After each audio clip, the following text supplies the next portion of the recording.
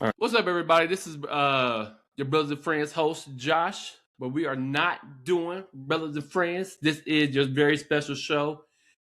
Yes, this is my very special show where I will give read stories. I tell you stories of advice where they're asking for advice.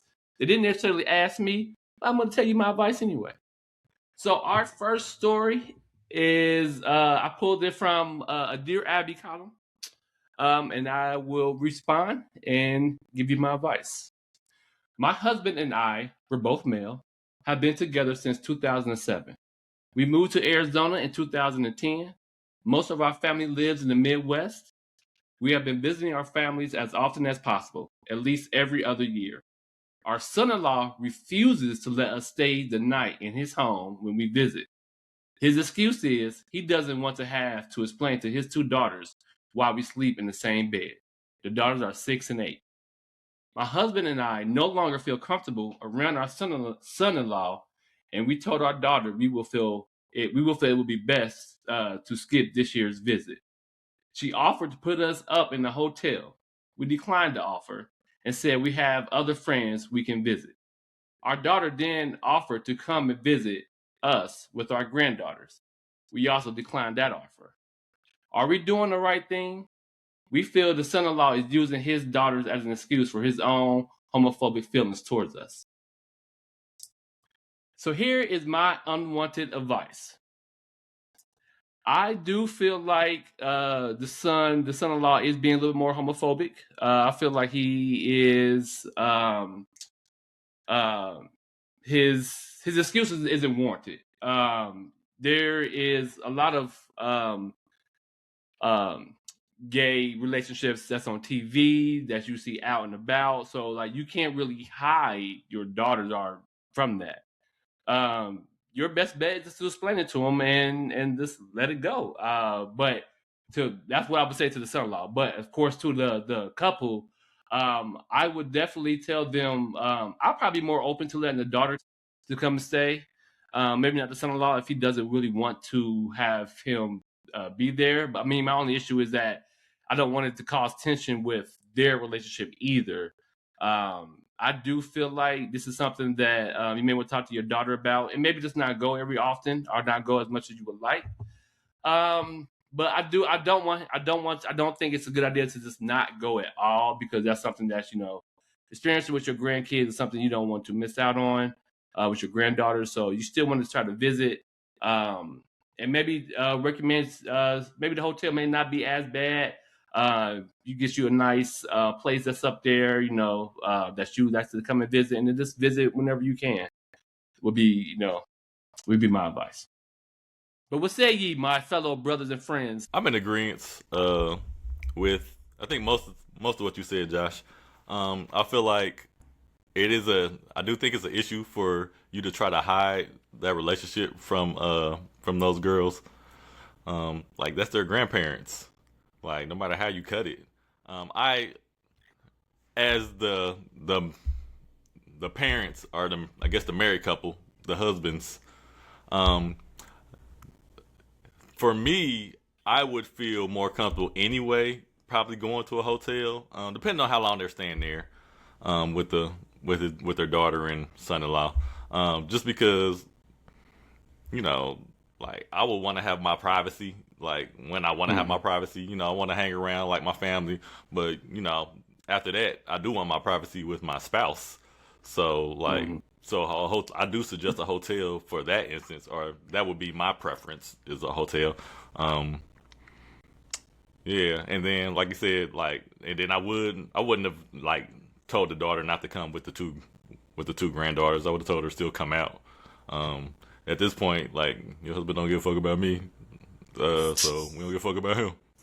So I don't care if he get mad at you for coming out here with my two with my two grandbabies. Yeah, I agree with your advice, Josh. Even though they didn't ask you, I feel like you're giving good advice there. I feel like a couple of phrases stuck out in that letter that I wrote down was like, yeah, like you said initially, they feel like the daughter is trying to make ways for them to visit their grandchildren, offering the hotel, offering to come out to see them without the son-in-law. So, and then the other phrase that stuck out to me was like, the married couple said, we have other friends we'd want to visit. So that my question would be, their priority is like, is it, you have to be comfortable, life is short. You have to be comfortable where you want to be. And so if they're not comfortable with that side of the family, then more props to them. But, is their priority, having a relationship with the granddaughter, having a relationship with their daughter, then, use those pathways then. But if it's your priority is, being comfortable and visiting other friends, then, live that path.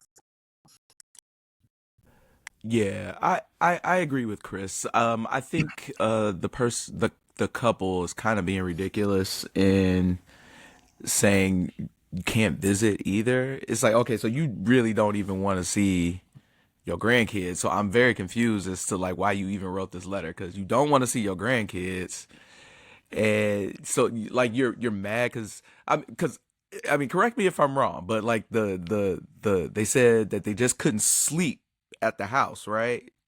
Because they didn't want to explain why they were like in the same bed, but they could still visit them. Like so the kids are aware that they are around. They know who they are. They just don't sleep in the same bed. Now, I don't agree with it personally. Like I feel like, kids are strong enough to understand people go to sleep in the same room. Like I don't think that's weird. You don't have to explain to the child what they're doing in there. That's weird.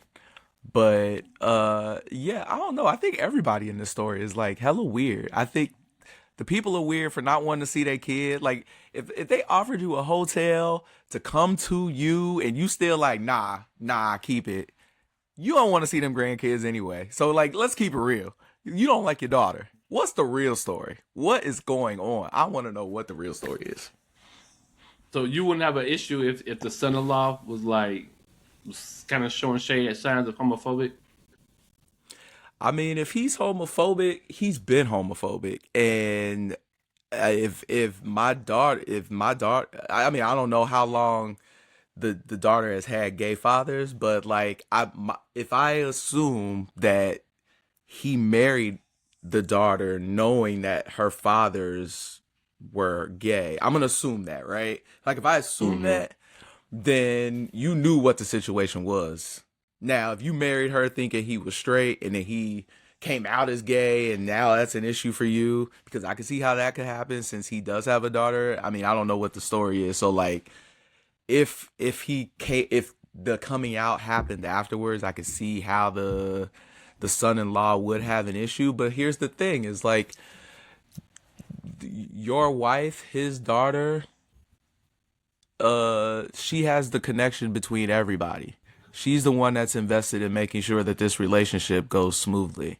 And so she needs to be the one to correct her husband or make it comfortable for her parents. And it sounds like that's what she tried to do because she couldn't fix it on the other hand. But her parents are now being difficult. So like, to me, it sounds like the letter writer, you being a little too difficult, bro. Like, just chill out, man. You ain't gotta sleep in the same bed under the same roof. It's cool. It's fine. It's fine. Do you want to see your grandkids or not? Because again, it don't sound like you do. All right. So the second one, I'm gonna just do this one. All right. So our second story, our second letter is again coming from a dear Abby. I have been in a relationship for almost 2 years with an incredible man who makes my heart sing. We are both in our mid-30s. I have 3 children. He has one, whom, for the lack of better words, his own parents co-parent. We are at the point in our relationship where I want to marry, move in together, and do the whole family thing. He often says he wants to marry me and wants that life, but not yet. When I ask him why, he says, "I wish I knew why. I wish I could snap my fingers and make it something I want to do now." His parents are amazing, but they are always come before anyone else. If he had to choose right now, it will be his parents over me or any of his kids. I feel like I am a never-ending cycle of, is he going to or when will he get there? What should I do? We've had long, extensive conversations, but I don't feel like he's actually trying to get there. All right, so here is my unwanted advice. So I would tell her to what she said. It's been almost 2 years. I would say it's about time that that y'all start locking it down. I would probably say you give them probably about 6 more months. Would be my advice. Give them 6 more months, girl. I don't say at that point, if he still ain't doing it, and he's still talking about, he still wants to, he's still parents over you, he's still talking about putting other things over you, then yeah, you may want to cut your ties with that one, because he probably might not ever get serious with it. So that would be my unwanted advice. Definitely move on. Definitely try to figure out if you want anything else from your relationship. Because if you still wanting that time, I definitely would want you to find something else. What do y'all think? Girl, leave him. Yeah, leave him now. A man knows what he wants in the first few months. He don't want you. You done wasted too many years, and you got kids. Leave him. Fred, you are very aggressive with that. Yeah, I know. I wouldn't say that. Like 2.5 years ain't that bad. Like 2.5 years of dating, that's not that bad. My hang up was who has his children, or who has his child. Like that to me was the red flag for me. Is like she has 3 kids, he has 1, and his parents are watching his kid, and you are wanting him to now marry you and take care of your 3 kids plus his 1 kid, and he ain't even got his 1 kid. Like, it doesn't sound like this man is ready to start a family and like be. But he's in an a incredible man, though. But he's an incredible man, according to the letter, though. He's an incredible man. It's easy to be incredible when your parents are watching your kid. He said, "If I could snap my fingers and marry you, we'd be together." Like, that was the line that did it for me. If I could snap my fingers and we'd be married, then I would do it. Like, what? So what that means is, what I would take from that is there's a why question that just needs to be asked.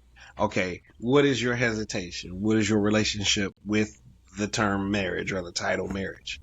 Because some people think that, okay, our relationship is good, but I've only experienced bad marriages or whatever, so I wouldn't do that to our marriage. If we're going good, I think if we make it official, then all of a sudden it starts to go downhill because of experiences, this, that, and other.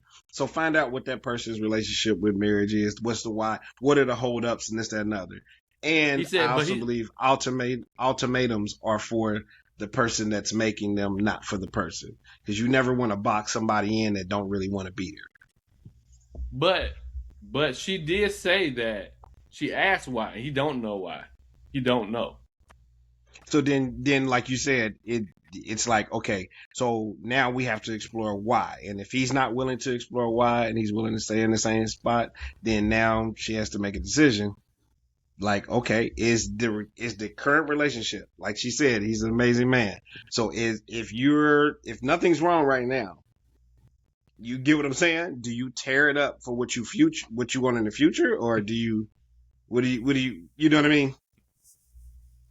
Stay with the amazing man. You got to decide what you want. Yeah, exactly. Yeah, because I'm interested, more, like what her expectations are once they get married. Like, what does she think happens once they get married, and what does he think? What does he think will happen once they get married? Because like, there's a reason. Like, 2.5 years of dating is not like that really is nothing to me. Like, I recommend long dating courtships actually, because you really do. I don't think people spend enough time getting to know each other like well enough to. And I think people just naturally just say, oh, well, let's take the next step. Well, I get that is the natural next step would be to get married. But like, is that what your next step should be? Is your life, is his life, are y'all lives together all set up to take that next step? Because it's not just you two. It's all these people, and he has to consider those people as well. And again, it sounds like to me, yeah, I mean, unless I'm misunderstanding his parenting situation, it doesn't sound like he has all together. the footing to take a step with you, let alone a step by himself. So I think maybe she should probably also, or whoever the letter writer is, should maybe also re-examine, like, why the rush? What's the pressure? It like Gary said, if things are good now, why do you feel like it needs to change? 2.5 years isn't that long. It looks like she might be looking for the commitment, like marriage is the commitment. There should always kind of be, there should be a commitment before the marriage, but I guess that's where we disagree, because I think 2.5 years is like, that's probably as long as I would date somebody. Before I'm like, if I didn't know what I need to know in 2.5 years, then like this, you ain't the one. But that's the question. What is it that you don't know within the 2 years? That's what I'm saying. Like, if I don't know you well enough in 2 years to not marry you, To get married. then I don't want to be with you. So then that's Well, what I'm saying. Like, he might not want to marry, just like what Fred said. So I don't think to get married to somebody, it's just about whether or not I love you or do we gel well and this, that, and the other. I think, like Greg said, there's other factors that go along. What are the other factors? Though? Do you have a job? Do I have a job? Do we have a car? Do we have a house? Do we have a place that we can be independently? Do I have my kid?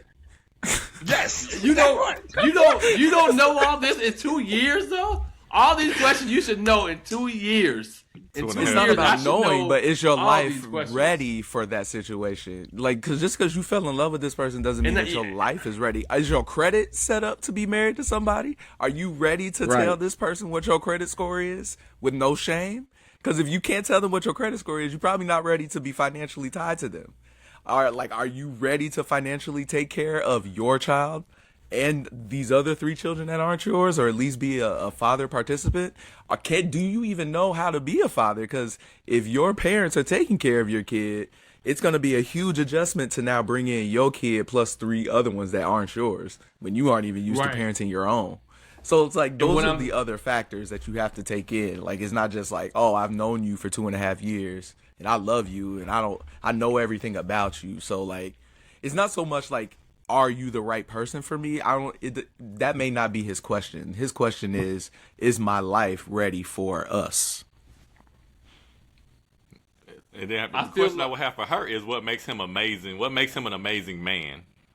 Like, so we need to know that question as well. Like, what is he doing that's making him so amazing? Because, like, you didn't mention anything in the letter that shows us that he's an amazing person. Like, we didn't have any examples except for, like, he doesn't have his own kid, which isn't a good example of being an amazing man.